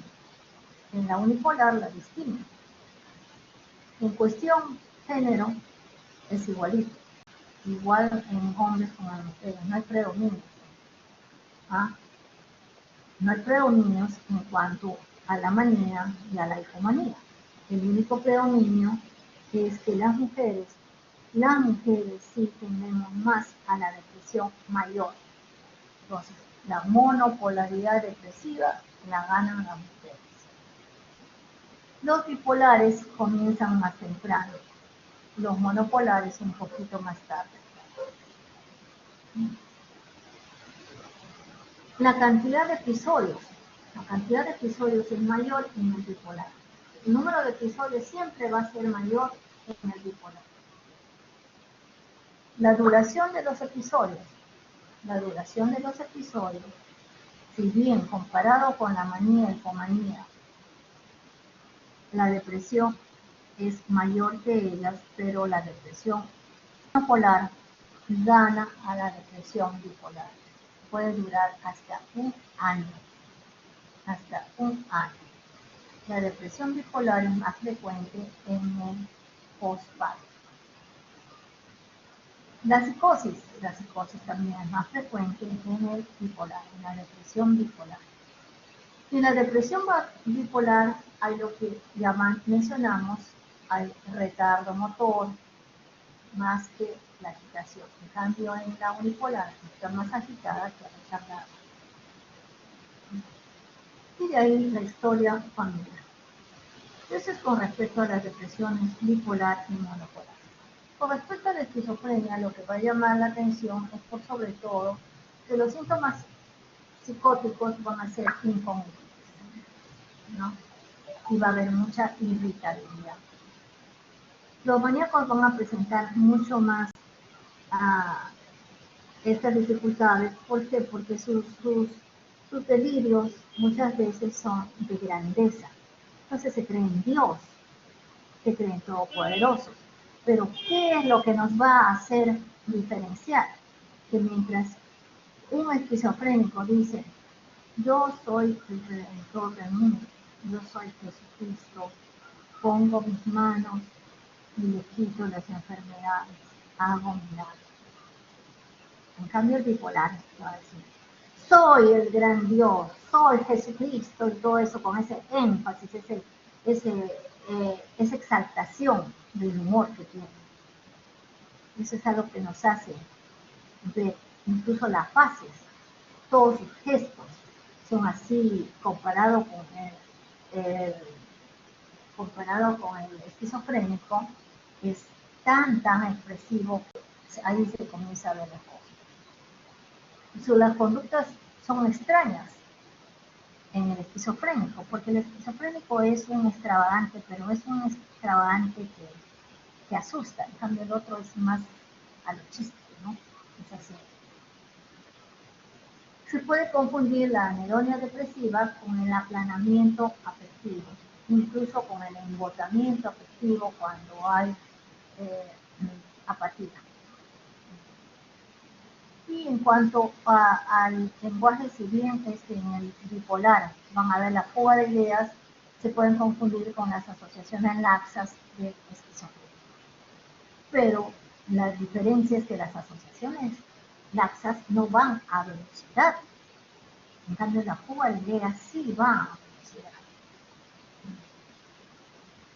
En cuanto al trastorno límite, bueno, la impulsividad es lo que va a ganar acá. Después el bipolar va a responder al litio, el otro no va a responder al litio. En el trastorno límite se van a autolesionar, pero no se van a matar. Las adicciones son más frecuentes en el trastorno límite que en el bipolar, a pesar de que en el bipolar también es. ¿Ya? En el trastorno límite no va a haber antecedentes de bipolaridad, pero sí puede haber antecedentes de adicciones y de depresión monopolar. En cambio, en el bipolar va a haber antecedentes familiares de trastorno bipolar. En el bipolar no suele haber una infancia traumática, pero en el trastorno límite sí, los abusos, los maltratos. En el trastorno límite no va a haber alteraciones cognitivas, en el trastorno bipolar sí. Entonces, todo eso hace que uno tenga que estar tenga presente para poder hacer el diagnóstico. Y después, en los trastornos orgánicos, o sea, que van a generar esto. Acá tenemos lesiones cerebrales, enfermedades degenerativas, endocrinopatías. Ya les digo, no son, el trastorno bipolar no es secundario a estas enfermedades. Pero el trastorno bipolar sí puede hacer comorbilidad con estas enfermedades. O sea, puede ir, yo tengo un trastorno bipolar y de acá a un tiempo puedo tener tal cosa. Pero en estos casos de trastornos orgánicos puede haber un cuadro similar a bipolar, pero ya saben que de fondo tiene que haber una de estas enfermedades. Antes no era bipolar, ¿ya? Y este paciente ha tenido un accidente cerebrovascular, era normal en cuanto a lo emocional y ha comenzado a hacer manías. Uno llega, dice, este paciente, doctora, está con verborrea, esta que entra, que sale de su cuarto, como no se ha recuperado la parte motora, mire cómo está. Y es así. Entonces, ese no es un trastorno bipolar, sino esto es que tiene un trastorno afectivo orgánico. ¿Qué tenemos acá en cuanto al consumo de drogas? En cuanto al consumo de drogas también, ¿no? Presentan un cuadro aparentemente bipolar, pero cuando cesa el consumo de drogas, el cuadro desaparece. Y ellos son los que menos van a cumplir los tratamientos. Y con todo esto que hemos visto, la clínica, las patologías que puedan haber, vamos a tener ahora, ¿qué tenemos que saber una vez que ya queremos iniciar tratamiento? En primer lugar, tenemos que haber precisado el diagnóstico. En segundo lugar, o sea, precisar el diagnóstico significa poner, ¿qué diagnóstico tiene?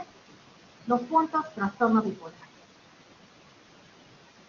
¿Qué más? ¿Eso nomás es su diagnóstico? No, señores, ese no es solamente su diagnóstico. No se puede quedar en eso. Tengo que completar. ¿Qué episodio actual es? Este episodio, el episodio actual es, supongamos, hipomanía. O el episodio actual es manía, con psicosis o sin psicosis. O el episodio actual es depresión agitada. ¿Hasta ahí está el diagnóstico? No, no, señores. Tengo que decir si es grave. Si es grave con psicosis o si es grave sin psicosis. Y tengo que decir que este paciente tiene riesgo suicida, si tiene o no tiene riesgo suicida. Y tengo que saber, ahí ya no tengo que decir, sino que tengo que saber qué marco evolutivo es. Este es un paciente a predominio maníaco o a predominio depresivo. Si es a predominio maníaco, ¿es a predominio hipománico o es a predominio maníaco? ¿Con psicosis o sin psicosis? Eso tengo que saber, yo lo tengo que tener claro. para ver qué medicación voy a utilizar. Porque si yo tengo un episodio depresivo, tengo un trastorno bipolar actual depresivo grave, voy a utilizar, yo que suelo ser de la escuela del uso de antidepresivos en depresión bipolar, voy a utilizar antidepresivos, tengo que pensarlo más de 2 veces. También tengo que tener en cuenta que me puedan garantizar el cumplimiento del tratamiento, porque el tratamiento es caro y el tratamiento tiene que continuar. El tratamiento no puede parar. Y tengo que ver qué comorbilidades tiene para también tratar las comorbilidades. Entonces, todo eso tengo que saber antes de comenzar el tratamiento. ¿Y cuál va a ser el tratamiento? El tratamiento, el objetivo es lograr la eutimia. Y cuando ya he superado estado agudo, lo que tengo que ver es que la eutimia se siga manteniendo. Entonces doy el tratamiento de mantenimiento. ¿Por qué? Porque tengo que evitar, igualito siguiendo la curva que hemos visto en la depresión, tengo que prevenir o evitar las recaídas, tengo que lograr la remisión para que no me queden tantos síntomas subumbrales o subsintomáticos, y tengo que potenciar su funcionamiento laboral, ocupacional, social. Tengo que incluso evitar la recuperación. ¿Qué tengo entonces si yo hago un buen tratamiento? Un buen tratamiento en cuanto al fármaco, en el tiempo debido y en las dosis terapéuticas. Y con buen manejo de las dosis. Voy a tener que solamente el 15% se van a recuperar. De que del 50 a 60% se van a quedar pacientes. Y que el 30% generalmente se van a cronificar o no van a responder y se van a deteriorar mucho más. Por consiguiente, el pronóstico va a ser malo. O sea, el pronóstico de enfermedad es malo. Entonces, ¿qué voy a usar? Voy a usar eutimizantes, que ya hemos mencionado tanto en depresión mayor monopolar como en manía monopolar. Voy a utilizar el eutimizante. En cuanto al tratamiento, si estoy en depresión, hay escuelas que dicen que no se debe utilizar antidepresivos porque se favorece el deterioro cognitivo. La depresión es tan fea, tan mala y también deteriorante que sinceramente yo no se lo deseo a nadie. Yo soy de la escuela de los que usan antidepresivos, pero para eso tengo que tener la suficiente experiencia, el suficiente conocimiento mío y de mi paciente.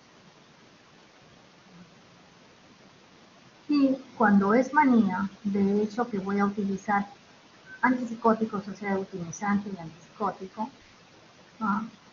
Y cuando tengo depresión con psicosis, también voy a utilizar antipsicóticos.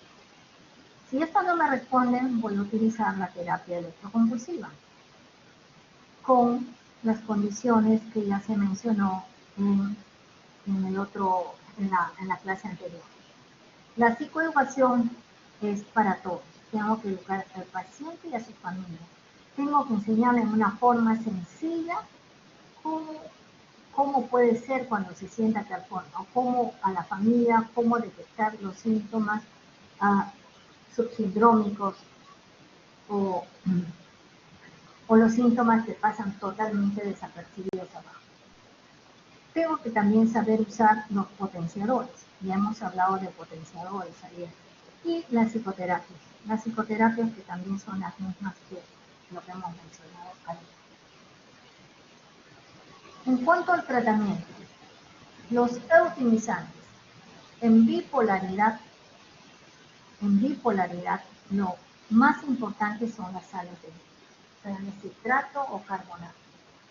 Son las que más se utilizan, son antimaníacos, actúan a nivel de depresión y también son profilácticos. Los otros anticonvulsivantes, como son el ácido valproico, la motrigina, que solamente se usa en episodios depresivos, por favor, nunca se usa en manía.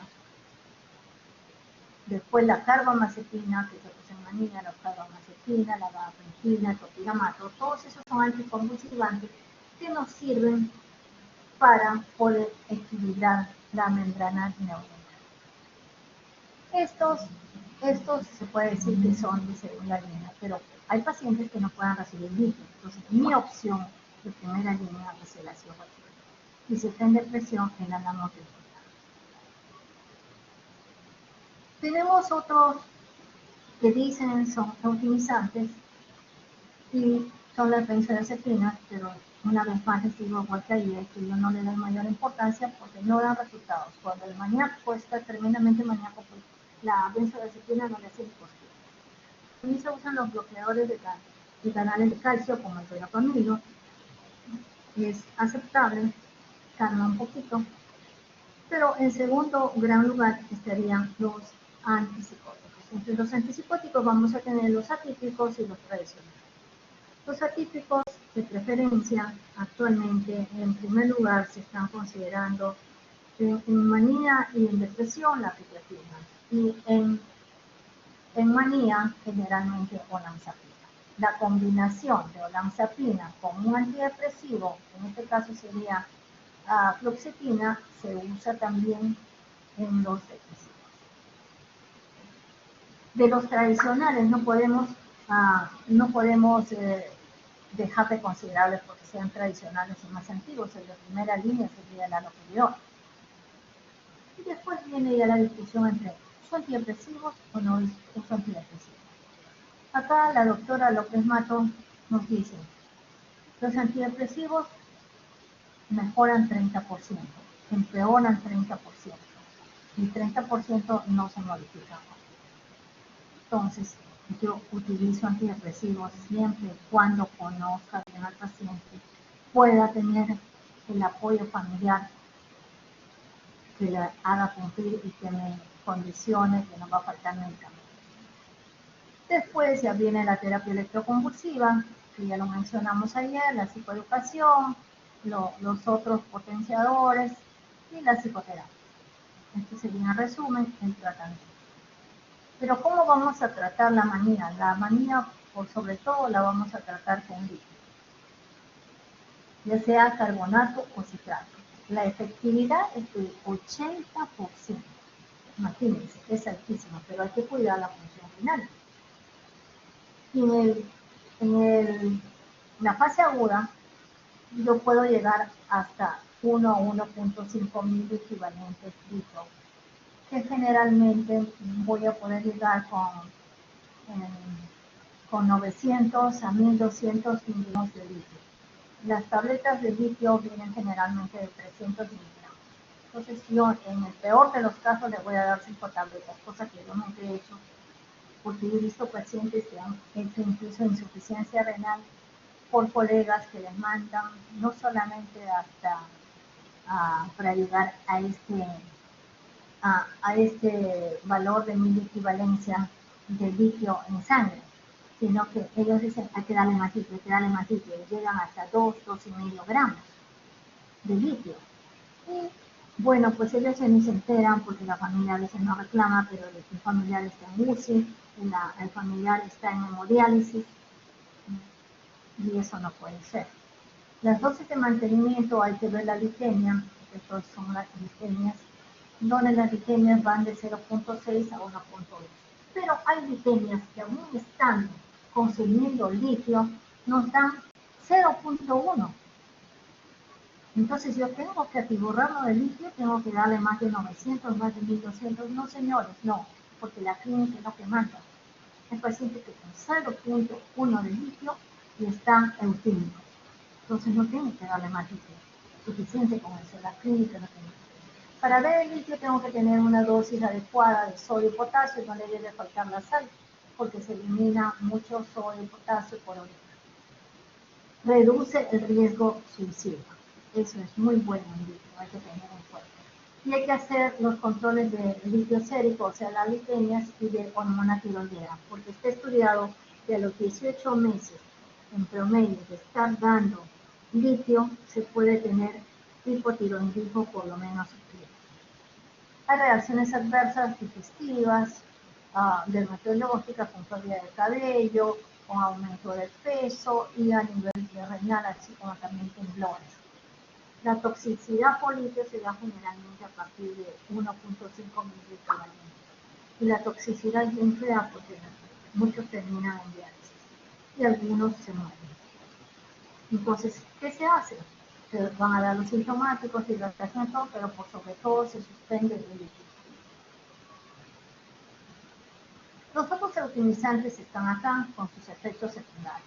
El valproato, que es después del litio, el de primera línea, lo que tenemos que cuidar es si vamos a dar a mujer joven o en época productiva.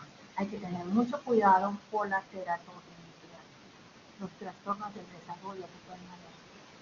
En carbamazepina también. En carbamazepina hay que tener mucho cuidado porque a veces carbamazepina genera arritmias. Arritmias que pueden, en escasos casos, pero ser mortales. El topiramato. El topiramato suele quitar el apetito. Entonces también hay que ver eso y dar dificultades cognitivas. La lamotrigina es el único anticonvulsivante eutimizante que se utiliza en depresión. Pero aquí hay que tener mucho cuidado porque produce exantema y en algunos casos produce la patología de Stevens-Johnson, que puede ser mortal por hay una rhabdomiolisis marcada. ¿Qué tenemos que tener cuidado en el embarazo? Yo a mis pacientes les digo, ¿quiere tener hijos? Por favor, me avisa. Me avisa para poder preparar y que usted pueda tener un embarazo lo mejor posible. Me avisa para ver cuándo comenzamos a dejar los medicamentos o los bajamos al mínimo. ¿Para qué? Para que por lo menos el primer trimestre lo pasen lo mejor posible y sin tomar medicamentos. Si se embarazó y está tomando, bueno, la catástrofe, pues si le estamos dando ácido valproico, ¿no? Y si no, lo que se hace inmediatamente es, de hecho, suspenderlo y recién dar a partir del segundo trimestre si hay sintomatología. Yo tengo un amigo reumatólogo que la esposa tiene otra especialidad y bueno, yo tuve el honor de atenderla a ella en sus tres embarazos, ¿no?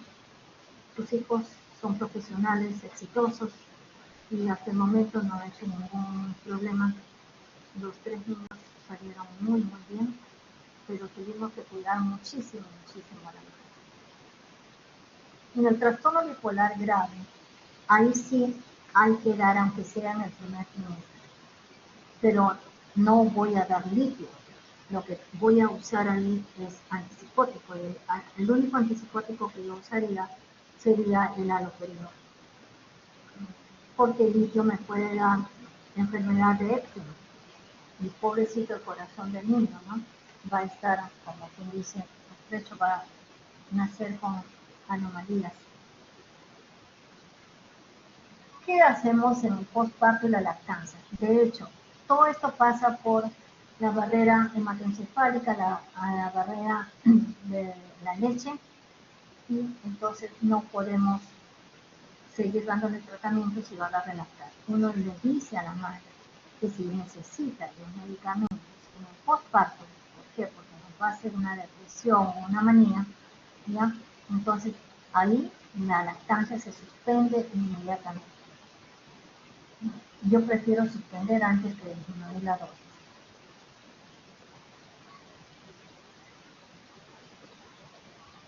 La psicoeducación es para todos y lo que más nos sirve en la psicoeducación es que va a incrementar la adherencia a la medicación. Eso es lo que más tenemos que lograr con la psicoeducación, lograr adherencia. Después se les enseña a reconocer los síntomas prodrómicos, a retrasar la recaída, las hospitalizaciones, a que funcionen mejor, porque yo le digo, si tú quieres vivir bien, tienes que ser disciplinado y tienes que hacer caso a lo que se prescribe. Si tú no quieres vivir bien, bueno, ya es tu problema, es tu responsabilidad. Otra cosa es que el tratamiento no nos esté dando resultados, pero eso va a mejorar tu funcionamiento personal, familiar, social y laboral, y va a mejorar tu calidad de vida. Porque, señores, si no se cuida, si no se tiene disciplina, vamos a tener consecuencias por el abandono del tratamiento o el incumplimiento parcial casi total. Las recaídas, las recurrencias van a estar a la orden del día.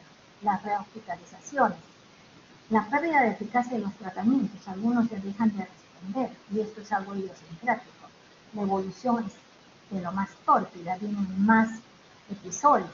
La comorbilidad aumenta, el deterioro cognitivo, que es importantísimo, el deterioro en las relaciones personales, los conflictos familiares, problemas en el trabajo, crisis financiera, los suicidios, la violencia y la agresividad.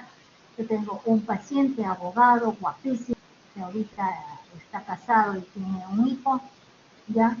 Y él ha estado con mejores chicas que con las que se ha casado, pero que esta es una buena mujer, pero ¿qué sucede, no?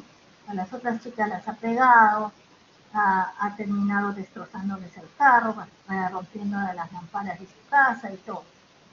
Y pese a que era un mantenido por esas chicas, ¿no? O sea, su vida era buena hasta que su violencia fue tremenda. El incremento de los costes para la sociedad, por lo costosos que son estas enfermedades, los problemas legales, judiciales, y ni hablar, pues, la carga sanitaria, la mayor carga sanitaria. ¿Qué nos dice que va a haber recurrencia? Si tenemos cicladores rápidos o tenemos episodios mixtos, especialmente en el último año, eso nos está diciendo que con toda seguridad va a haber recurrencia. En el tratamiento de mantenimiento hay que tener en cuenta el índice de polaridad. Entonces, aquí tengo que tener en cuenta estos medicamentos. Estos son para el especialista y por eso solamente decimos. ¿Hasta aquí alguna pregunta?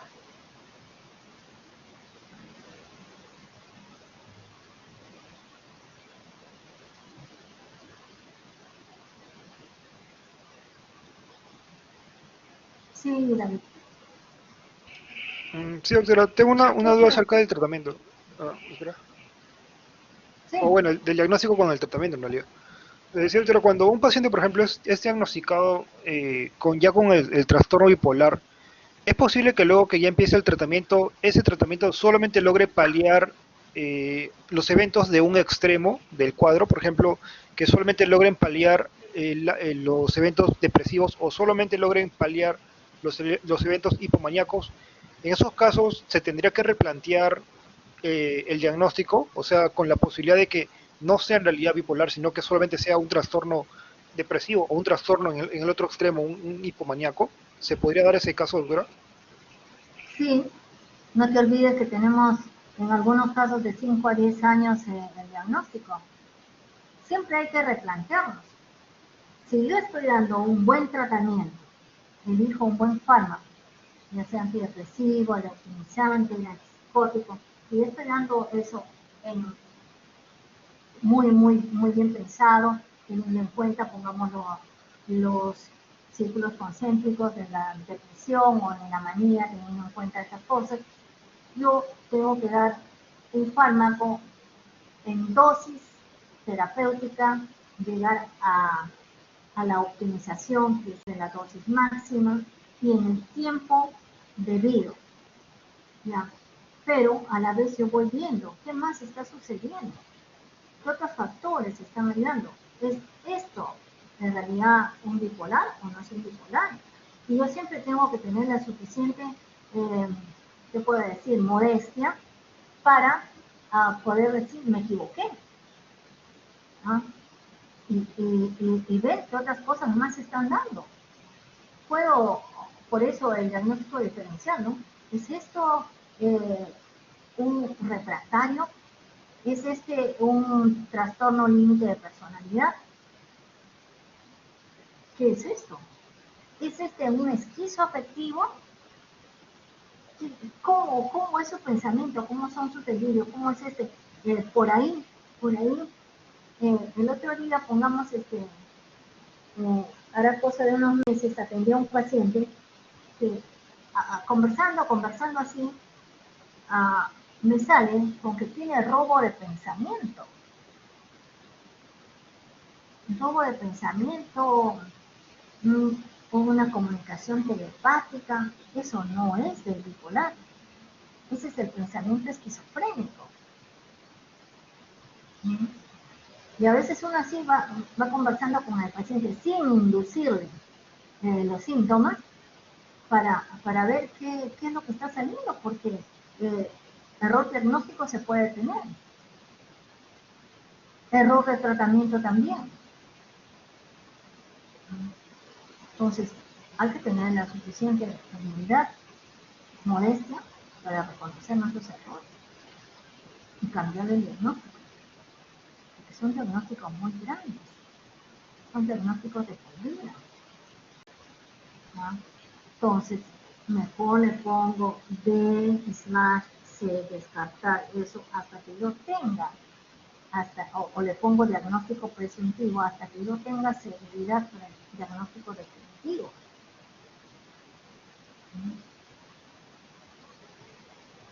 Siempre hay que plantearnos eso. No somos dueños de la verdad, del conocimiento.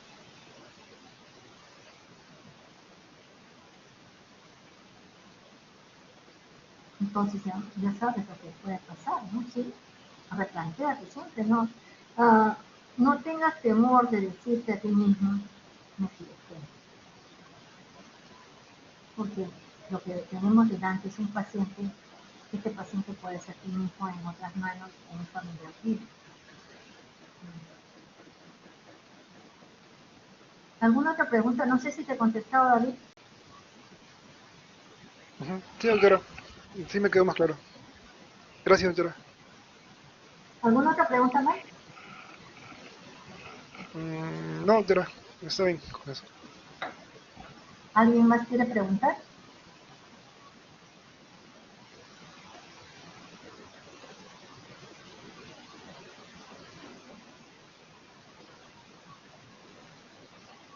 Bien. Entonces ya nos decía Pinel en su tratado sobre la insanía, miren, en los años 1800, que en las enfermedades de la mente es un arte de no poca importancia administrar la medicación en forma correcta, pero es un arte de mucha mayor importancia y de más difícil conocimiento saber cuándo suspenderla o directamente cuándo evitarla. Ya Pinel nos decía todas estas cosas. Entonces, hay esperanza cuando nos educamos, como estamos haciendo todos nosotros, y buscamos ayuda para la enfermedad mental. Estamos contribuyendo a que esa persona tenga una vida más plena y productiva. Y nunca nos olvidemos que esas personas podemos ser nosotros. Acá tenemos un Van Gogh donde estaba maníaco y un Van Gogh donde estaba depresivo. Y acá les voy a presentar a los actuales más estudiosos en estas cosas, ¿no? Al iraní Akistan y este es Vieta, que es un español de Barcelona, donde trabaja en el Hospital San Juan de Dios, y ahí tiene todo su equipo, ¿no? Están con los estudios más avanzados en cuanto a todo lo que es bipolaridad. Bien, les agradezco mucho. Si no hay ninguna pregunta, espero que sigan estudiando, que sean exitosos, pero sobre todo que sean seres humanos y buenos médicos. Gracias. Muchas gracias, doctora. Buen día.